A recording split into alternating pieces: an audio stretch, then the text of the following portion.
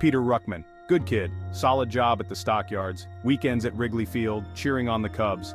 He lived in a brownstone walk-up, shared beers and laughter with friends. Life wasn't perfect, but it was his. 1968, Chicago hummed with change, but Peter, he was a constant, or so everyone thought. One crisp autumn evening, things began to shift. It started subtly, a missed phone call, a misplaced watch. Peter laughed it off, blamed fatigue. But his friends noticed, a darkness under his eyes, a nervous tick in his cheek. Just bad dreams, he'd say, a forced smile on his face. Then, the nightmares started. He'd wake up screaming, thrashing, muttering about shadows and unseen eyes. His friends, worried, tried to talk. He'd brush it off. But the fear, it lingered. One by one, Peter's friends experienced their own unsettling events. Strange phone calls with only static on the other end. Flickering lights, shadows moving in the periphery. Their dreams, once peaceful, turned vivid, filled with a chilling emptiness. One evening, huddled in Peter's apartment, they shared their experiences. The room felt colder, the air thick with unspoken fear. Peter listened, his face pale, his eyes wide with a mixture of terror and recognition. When they finished, he spoke, his voice a strained whisper. I think something's following me. The fear in his eyes was contagious. They were young, their world suddenly fragile, the line between reality and nightmare blurring. They promised to stay together, to face whatever was coming, but deep down, a chilling certainty settled in their hearts. Something was terribly wrong. Days turned into weeks, each one colder, the shadows growing longer. Peter became withdrawn, his laughter silenced, his eyes haunted. He'd spend hours staring out his window, a look of horrified fascination on his face as if drawn to something unseen. Then, one stormy November night, Peter vanished. His friends, alerted by his frantic landlord, rushed to his apartment. The door was ajar, the air thick with a cold, unnatural stillness. His belongings were untouched, except for one chilling detail. On his bedside table lay his journal open to the last page.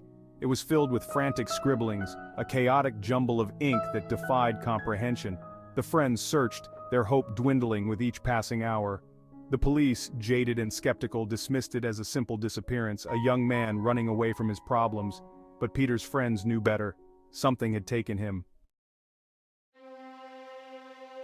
3 weeks later, just as suddenly as he'd vanished, Peter reappeared. He was found wandering the streets, disoriented and confused. His clothes were torn, his face gaunt, his eyes holding a chilling emptiness. He remembered nothing of his disappearance, only fragments of nightmares and whispers. He tried to resume his life, but something was irrevocably broken. He couldn't hold down a job, plagued by terrifying hallucinations and an overwhelming sense of dread.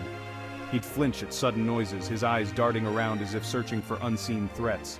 He spoke of a cold, suffocating darkness that clung to him, whispering his name in the dead of night. The whispers, they follow me everywhere. His friends, desperate to help, watched as he withered away, consumed by an unseen terror. They tried to get him help, but doctors found nothing physically wrong. He was a stranger in his own body, a prisoner in his own mind. The night of Peter's death was cold, the wind howling like a banshee through the city streets. His friends, their worst fears realized, watched from the street below as his silhouette appeared in the window of his apartment. He stood there for a moment, a solitary figure outlined against the pale moonlight. Then, with a final, heart-wrenching scream that echoed through the night, Peter Ruckman leaped.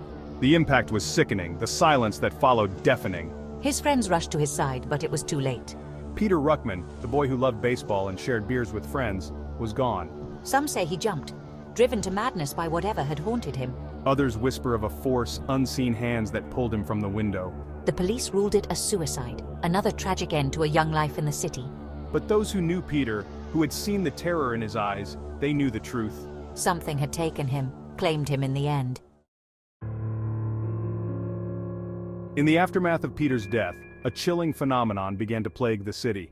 People whispered of the phantom effect, a strange occurrence that seemed to target those who had been close to Peter. Objects would move inexplicably, lights would flicker, and whispers would follow them in the dark.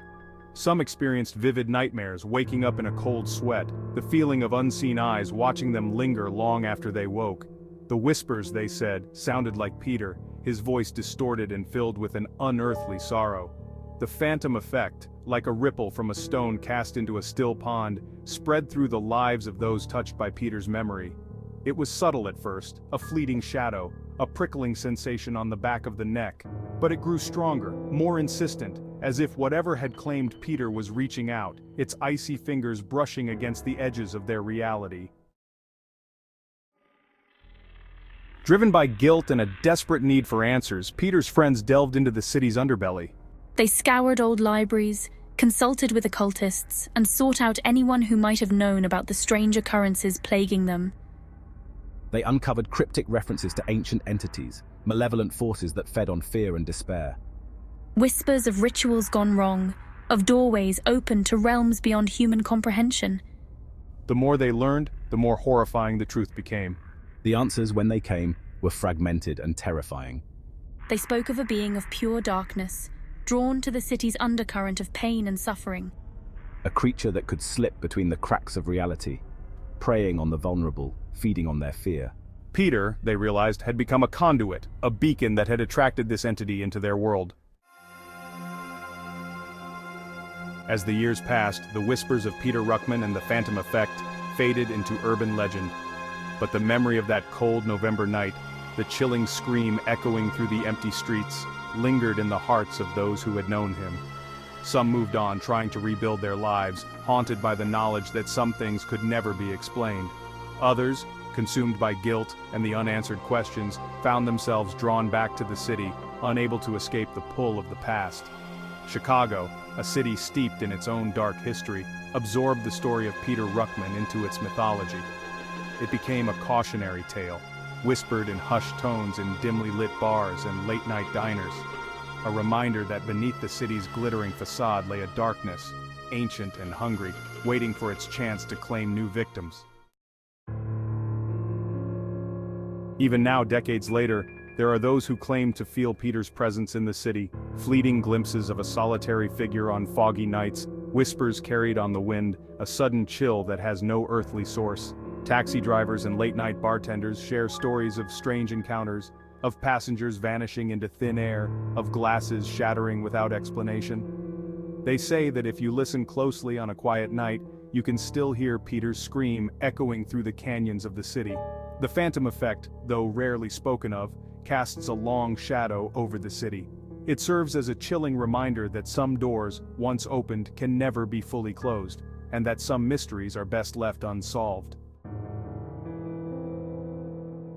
Chicago, a city built on ambition and dreams, also carries the weight of its shadows. The story of Peter Ruckman serves as a stark reminder that beneath the surface of progress and prosperity lies a labyrinth of hidden truths and unsettling possibilities. The city, they say, has a way of amplifying the darkness within us, of magnifying our fears and feeding our anxieties. It is a place where the line between the real and the imagined blurs, where nightmares bleed into waking life, and where the echoes of the past linger long after the events themselves have faded from memory. Perhaps Peter Ruckman was simply a troubled young man who met a tragic end, or perhaps he stumbled upon a truth too terrible to comprehend, a glimpse into the unseen city that exists just beyond the veil of our perception. The answer, like the city itself, remains shrouded in mystery, a chilling reminder that some questions are best left unanswered. The tale of Peter Ruckman is more than just a ghost story. It is a haunting reminder that even in the bustling heart of a modern metropolis, darkness can lurk in unexpected corners. It is a story about the fragility of sanity, the power of fear, and the enduring mysteries that lie at the heart of the human experience. As the city continues to grow and evolve, the legend of Peter Ruckman will likely endure, passed down through generations of Chicagoans as a cautionary tale, a chilling reminder of the unseen forces that may lie hidden beneath the surface of our everyday lives. And every now and then, when the wind howls down the avenues and shadows dance in the flickering gaslight, someone might just hear the faint echo of a scream, a chilling reminder of the phantom that still haunts the city's soul. The story of Peter Ruckman is a story without an end, a chilling question mark etched against the Chicago skyline. It is a reminder that some mysteries defy explanation, and that some shadows linger long after the lights have gone out. And so, the city holds its breath, forever haunted by the phantom of a young man named Peter, lost in the labyrinth of Chicago's soul. If you enjoyed this haunting tale, please like and subscribe for more stories that delve into the mysteries and legends of our world.